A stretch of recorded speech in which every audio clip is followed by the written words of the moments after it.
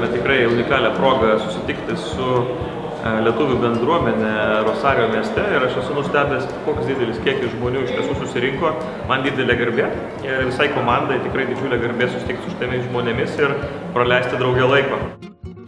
Turėjom progą, kad atvažiavo iš Lietuvos į Dakar, darys šitą didelį judėjimas, kad yra Dakar. Ir šitas Dakaras mums duoda noras, kad turėtum progą pasimatyt su mūsų šaknės. Mūsų šaknės yra mūsų lietuvybės. Ir turėjom progą, kad atėjo Benediktas Vanagas su visa didelės forma ir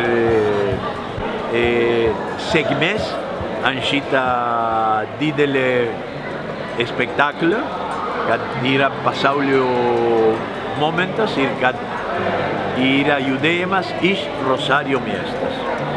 Ačiū labai. Ačiū kolega. Ačiū.